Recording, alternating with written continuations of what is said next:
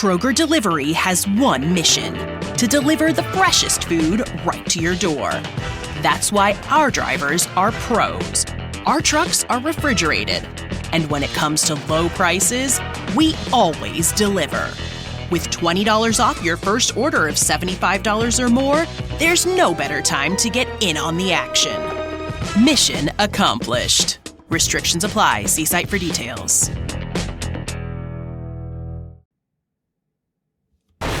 All right, man, let's jump into the news for the run. And of course, I got to give a reminder. So if you're listening and you want to go ahead and just comment on any of the news or throw in a hot take of your own, shoot us a quick take, 219-413-9405. And of course, we'll play your take back on our next episode. But anyway, man, let's kick it off with some college football here. College football, they got the Final Four in this last bracket. You know, this is the first year of the 12-team playoffs, and I've been kind of dogging the 12-team playoffs. I still don't agree with the 12-team playoff format. It's still kind of weird to me. It was just a lot of unnecessary games. I love that it gave us more football to watch, but also some of these games that we witnessed early on was just unnecessary, and I didn't like that. And I still don't like it. I'm finally glad we're back to the 4 and actual games that legitimately matter, if that makes any sense. So to go ahead and let you know who's in the Cotton Bowl, the Texas Longhorns are going to be playing Ohio State Buckeyes, and this matchup is going to happen on the 10th of January. I believe that's Friday. It'll be happening Friday. Yep, that game is going to be happening Friday between Ohio State and Texas. Man, this is going to be a dog matchup. A dog fight here, because Ohio State, I think they got what it takes to go ahead and beat Texas, but obviously Texas is no team to sleep on, and it'll be interesting to see, man. It'll be a great matchup here, and I'm glad we get to witness this for the Cotton Bowl Classic.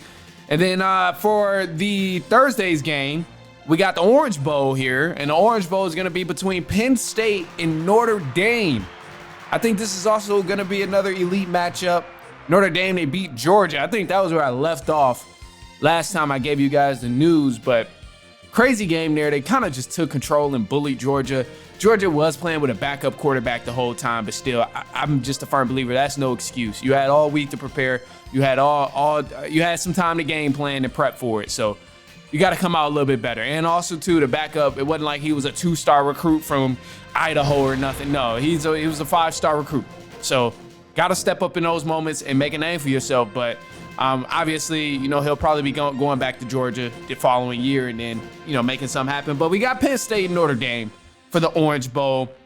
And I think if I had to predict a winner, I don't want Notre Dame to win. I don't know why, so don't ask. But I think Notre Dame is actually going to end up taking it. And I would be cool with a Notre Dame and Ohio State championship game. I think that's something to be excited about. I think that's something to be hype about. But I also wouldn't be mad at a Penn State and Ohio State too. Surprisingly, I think it would just be cool to see a Big Ten championship, national championship game. I think that's cool. Personally, Ohio State, Penn State playing against each other, I think that's dope. SEC teams been getting clapped this entire year. You had Alabama, they lost their bowl game, which was just sad. Texas, they barely got over the hump against Arizona State. Georgia caught the belt against Notre Dame. So, I mean, hey, SEC schools, Texas is the only hope right now. So we'll see. Anyway, so national championship game is not happening until the 20th of January, but it's only a couple weeks, so stay tuned. Definitely check those games out. And then some news in the NFL as well, because NFL, as you know, they call it today Black Monday, because coaches is losing their job, offensive coordinators losing their job, and best believe we had some people who lost their job already on this Black Monday. So for the Seattle Seahawks, they fired their offensive coordinator, Ryan Grubb. Jacksonville Jaguars, they fired their head coach, Doug Peterson. They let him go. And then New England Patriots, they fired their head coach, Gerard Mayo, and now they're on the hunt for a coach. It's been rumored that Ben Johnson, Lions offensive coordinator, has been in negotiations with the New England Patriots and also the Chicago Bears. Now, one can, of course, suspect that the Bears are going to actually hire someone else instead of the interim coach they had finished the season.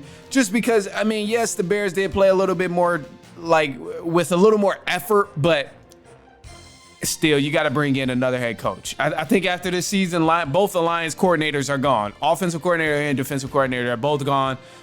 Cliff Kingsbury has been in conversations as well. He's Commanders' offensive coordinator.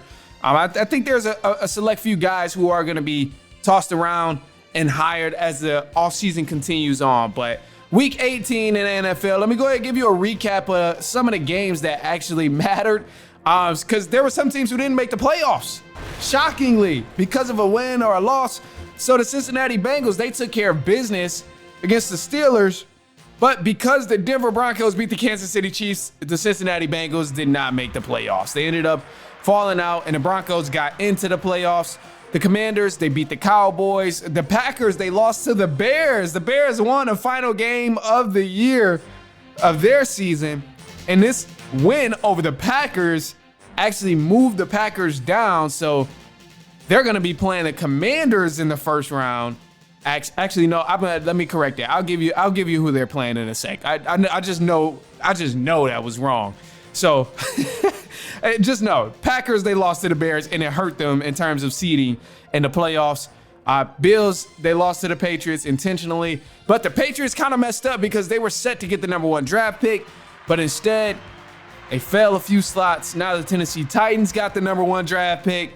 The Buccaneers, they beat the Saints, secured their playoff slot. Chargers, they beat the Raiders, didn't really matter much. Seahawks, they beat the Rams. Changed a few things, but Rams still in the playoffs, so it didn't really matter. And just to kind of give you guys the playoff bracket of who's here, #1 seed in the NFC, the Detroit Lions are right there. In the AFC, the #1 seed is the Kansas City Chiefs. So both of those teams will have bye weeks in this first wild card matchup. So starting off in the NFC, some of the teams that you can expect to watch. Starting actually this weekend, Saturday and Sunday, is when you get these matchups in the NFL. So Rams are going to be playing the Minnesota Vikings, and the Buccaneers are going to be playing the Commanders. Eagles will play the Green Bay Packers. And then from there, teams will continue to advance. And then over in the AFC, got the Texans playing the Chargers, Ravens playing the Steelers, and the Bills will take on the Broncos.